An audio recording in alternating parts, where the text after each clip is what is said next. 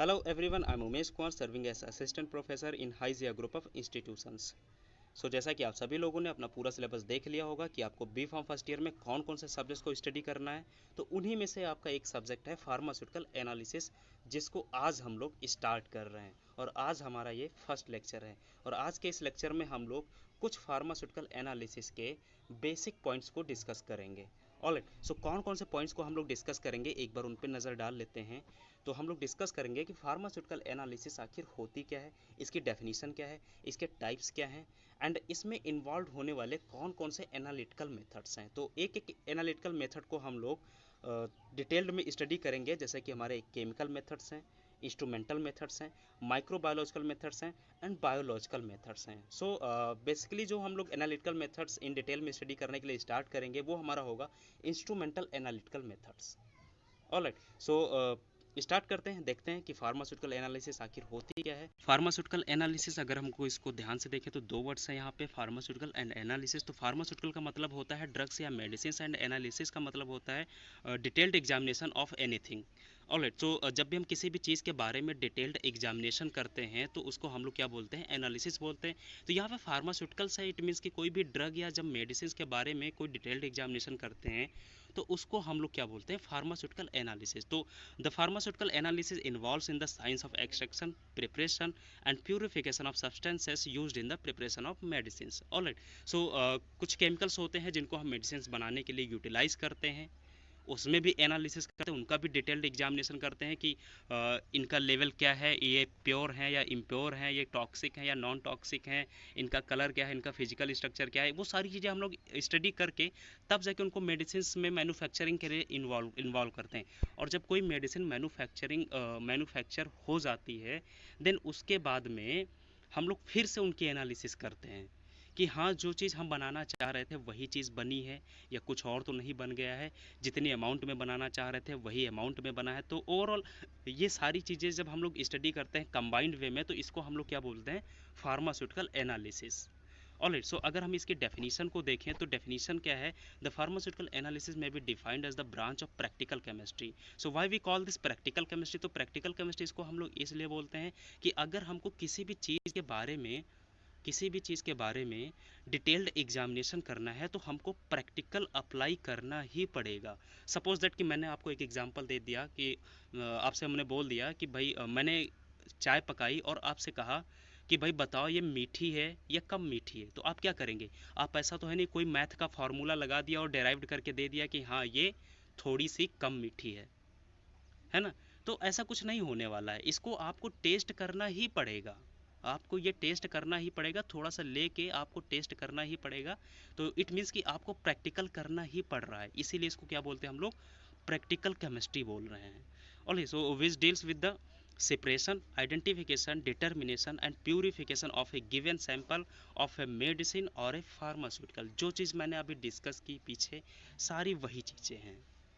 Okay, एक बार फिर से रिवाइज कर लेते हैं। The pharmaceutical analysis may be defined as the branch of practical chemistry which deals with the separation, identification, determination and purification of a given sample of a medicine or a pharmaceuticals।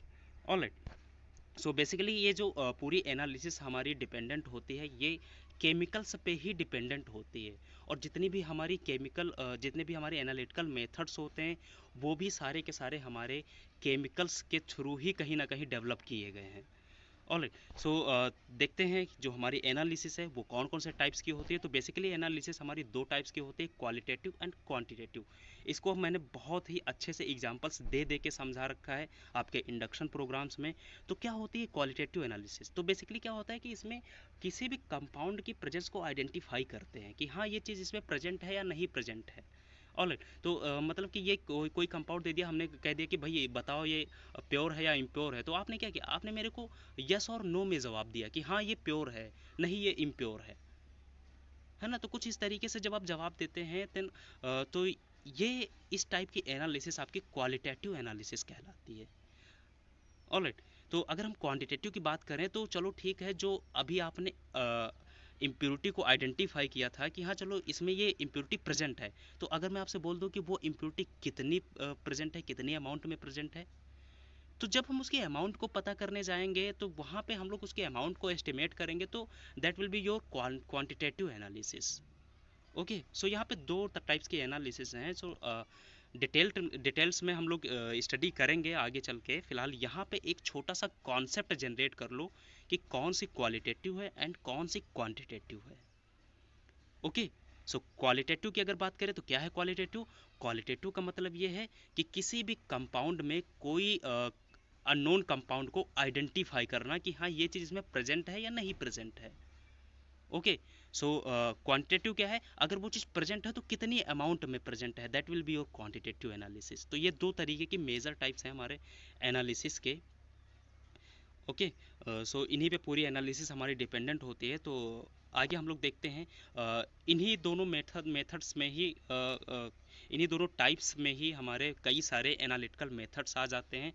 तो basically जो हम लोग आगे इस lecture में analytical methods study करने वाले हैं वो क्वांटिटेटिव एनालिसिस के मेथड्स हैं। तो कौन कौन से मेथड्स होंगे उनको थोड़ा सा हम लोग स्टडी करेंगे। तो यहाँ पे क्या है कि हमको बहुत सारे क्वांटिटेटिव एनालिसिस के मेथड्स, एनालिटिकल मेथड्स की अगर हम बात करें तो ये 4 पार्ट्स में डिवाइड किए गए हैं: chemical methods, physico chemical methods, microbiological methods and biological methods. तो एक एक मेथड के बारे में थोड़ी थोड़ी इन्फॉर्मेशन ले लेते हैं, बाकी डिटेल्ड में हम लोग नेक्स्ट की क्लासेस में स्टडी करेंगे। बट यहाँ पे एक थोड़ा सा प्रिंसिपल जनरेट कर लेते हैं कि कौन सा मेथड किस बेसिस पे वर्क करता है।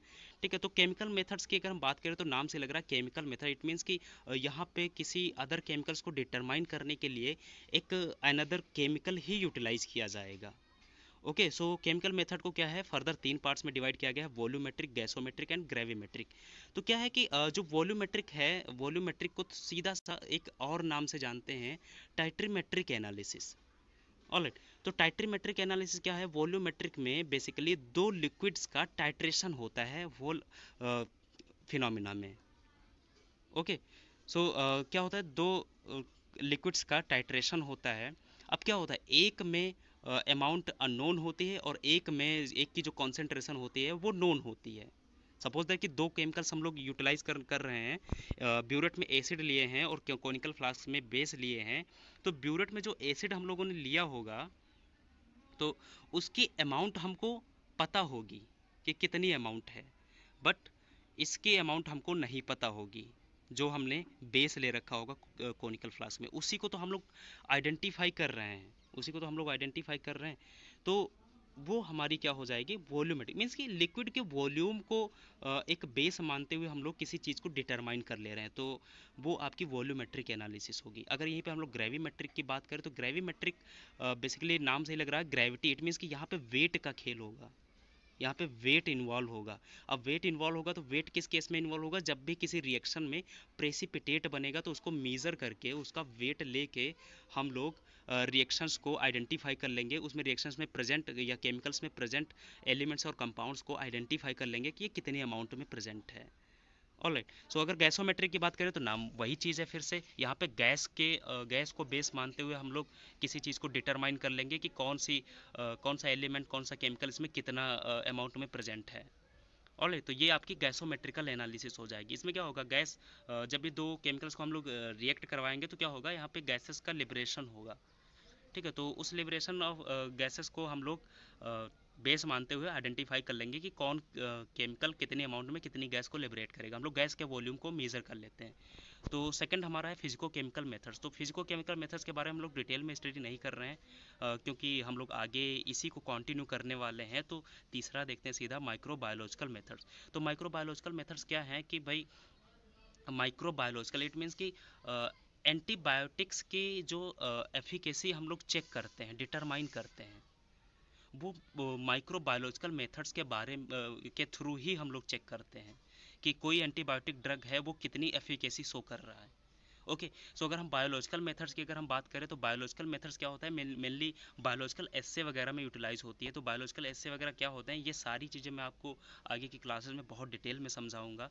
तो बायोलॉजिकल एस्से में होता क्या है बेसिकली, जैसे कि आपने क्लिनिकल ट्रायल्स का नाम सुना होगा। तो क्लिनिकल ट्रायल्स में क्या होता है, वेरियस एक्सपेरिमेंटल एनिमल्स को लेते हैं और उन पे ड्रग्स के इफेक्ट्स को चेक करते हैं कि हाँ ये हमने इसको पैरासीटामोल दिया, अब इसके ऊपर क्या इफेक्ट पड़ रहा है। ऑलराइट, तो जब ये सारी चीज़ें हम लोग एग्जामिन करते हैं तो ये वॉल फिनोमिना हमारा बायोलॉजिकल मेथड्स के अंतर्गत आता है। ऑलराइट, सो स्टार्ट करते हैं हम लोग फिजिको केमिकल मेथड्स।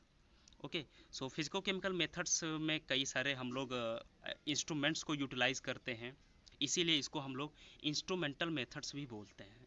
ओके, सो देखते हैं सबसे पहले हम लोग इंस्ट्रूमेंटल एनालिटिकल मेथड। सो इंस्ट्रूमेंटल एनालिटिकल मेथड्स में ही हमारा इलेक्ट्रोकेमिकल मेथड्स ऑफ एनालिसिस आता है।